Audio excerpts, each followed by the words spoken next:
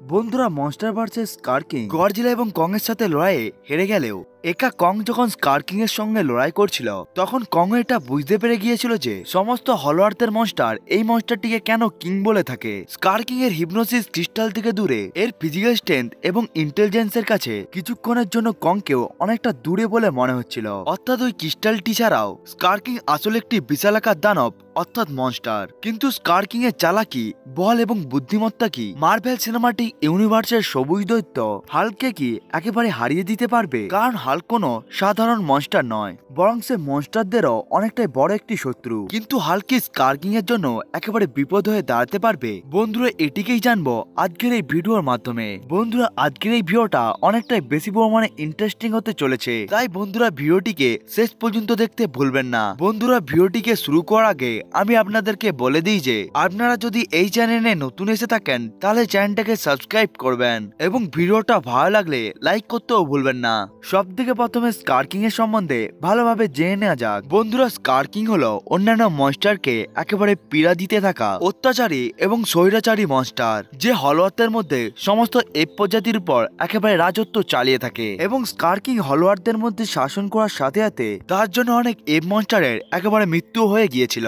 অর্থাৎ এটি সেই টাইটেন যার জন্য কং এর প্রজাতির অনেক এপ মনস্টার একেবারে মারা গিয়েছিল। স্কার কিং একটু মাত্র পছন্দ করতো না যে তার স্বৈরাচারীর বিরুদ্ধে যদি কেউ আঙ্গুল তুলে, কারণ এই মনস্টারের হাত থেকে বাঁচতে পারা অন্যান্য মনস্টারদের জন্য এই জন্য অনেকটা কঠিন হয়ে থাকতো, কারণ এর শক্তি, বুদ্ধি এবং এর সৈনিককে ছাড়া একটি খুবই ভয়ঙ্কর অস্ত্র অর্থাৎ টাইটেন শিমু এর কন্ট্রোলে ছিল।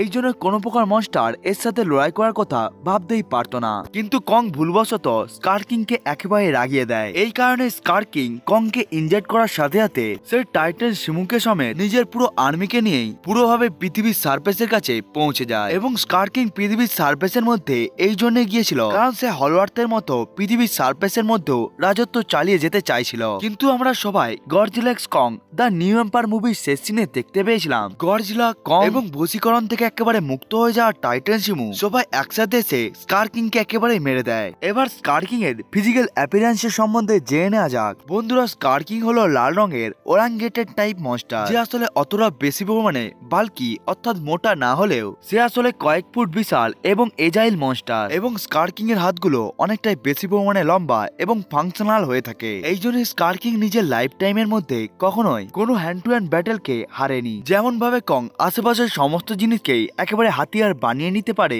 কিন্তু স্কার কিং এর পছন্দ এদিকে অনেকটাই আলাদা রয়েছে। কারণ আমরা স্কার কিং এর হাতের মধ্যে সবসময় একটি অস্ত্রকে দেখতে পাই এবং এই অস্ত্রটি অনেকটাই চাবুকের মতো হয়ে থাকে এবং এই অস্ত্রটির নাম হলো বিপ স্ল্যাশ, যেটি আসলে কোনো প্রকার মনস্টারের স্পাইনাল কর্ড দিয়ে একেবারে বানানো হয়েছিল। যেহেতু এই অস্ত্রের শেষে একেবারে ক্রিস্টাল রয়েছে, এই জন্য সে টাইটেন শিমুকে একেবারে কন্ট্রোল করতে পারত। এবং স্কার কিং এর কাছে যতক্ষণ পর্যন্ত টাইটেন শিমু থাকবে ততক্ষণ পর্যন্ত কোনো প্রকার মনস্টার টাইটেন শিমুকে হারাতেই পারবে না। এসব ছাড়াও স্কার কিং এর বিপ স্ল্যাশ এতটাই ভয়ঙ্কর একটি হাতিয়ার যে যেটি কং এর হাতকে কয়েক সেকেন্ডের মধ্যে ইনজেক্ট করার সাথে সাথে, বরং এই অস্ত্রের মজবুতিকে আমরা তখন দেখতে পেয়েছিলাম যখন স্কার কিং একটি বড় বিল্ডিং কে একেবারে দুটুকরো করে নিয়ে ওই বিল্ডিংটি কং এর উপরে ছুঁড়ে মেরেছিল। স্কার কিং এর যদি বুদ্ধির তুলনা মানুষের সাথে করা হয় তাহলে স্কার কিং অনেকটাই মানুষের মতোই বুদ্ধিমান হয়ে থাকে। এবং এমনটা এই জন্যই বলা হয় কারণ এখনো পর্যন্ত কোনো প্রকার মনস্টার হলো আর্থের মধ্যে নিজের আর্মিকে বানিয়ে নিয়ে একটি সাম্রাজ্যকেও গড়ে তুলেনি। অন্যদিকে হাল্ক যদি রেগে না থাকে তখন সে একটি সাধারণ বৈজ্ঞানিক হয়ে থাকে, কিন্তু রেগে যাওয়ার পর সে একটি পাগল দৈত্যতেও পরিণত হয়ে যায়। এমনিতে হাল্কের তুলনা করা বড় টাইটেন যেমন স্কার কিং, গিদোরা, কং এবং গডজিলার সাথে কম্পেয়ার করা উচিত তো নয়, কারণ আকারের দিকে হাল্ক তাদের থেকে অনেকটাই বেশি পরিমাণে ছোট হয়ে থাকে।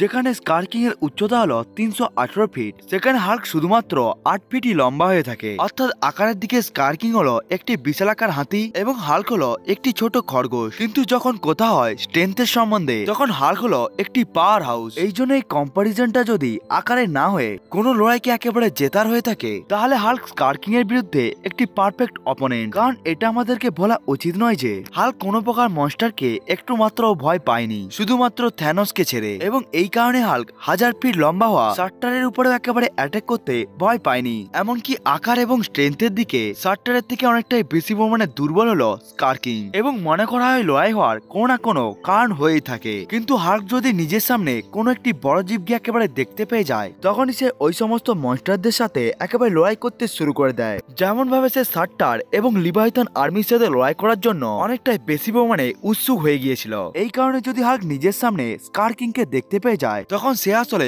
অনেকটাই বেশি পরিমাণে খুশি হয়ে যাবে।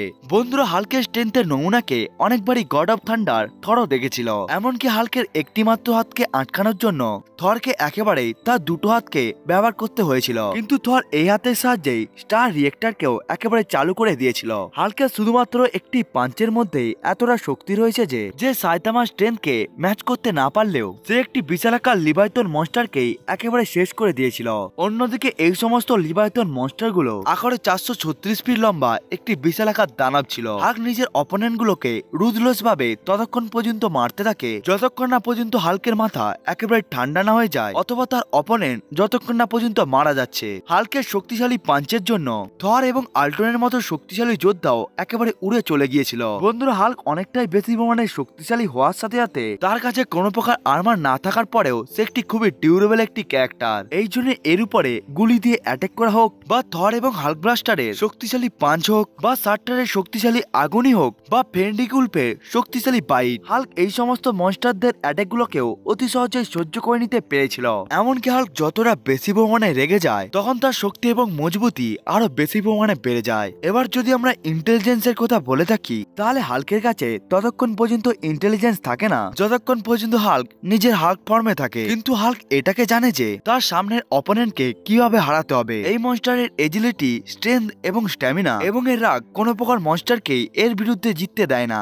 এমনকি এর অপোনেন্টে স্কারকিংই এসে যাক না কেন, হাল্কের অ্যাটাক গুলো যখন স্কারকিং এর উপরে একেবারেই পড়বে, তখন সম্ভবত স্কারকিং এরও অনেকটাই বেশি পরিমাণে যন্ত্রণা হবে। এমনকি হাল্কের পাঞ্চের প্রভাবে স্কারকিং এর দাঁতও একেবারে ভেঙে যেতে পারে, কারণ স্কারকিং হাল্কের বিরুদ্ধে অনেকটাই বেশি পরিমাণে দুর্বল। এমনকি আপনারা একটা সময়ের জন্য এটাও মনে করতে পারেন যে হাল্ক গডজিলা এবং কংকে হারাতে পারবে না, কারণ এই দুটো মনস্টার টাইটান সিমু এবং মেকা গডজিলার সাথে হওয়া লড়াইয়ের মধ্যে এই মনস্টার দুটি রেজিস্ট্যান্সকে অনেকটাই বেশি পরিমাণে শো করিয়েছিল। এমনকি স্কারকিং কয়েক সেকেন্ডের মধ্যেই একেবারে বরফে পরিবর্তন হয়ে গিয়েছিল।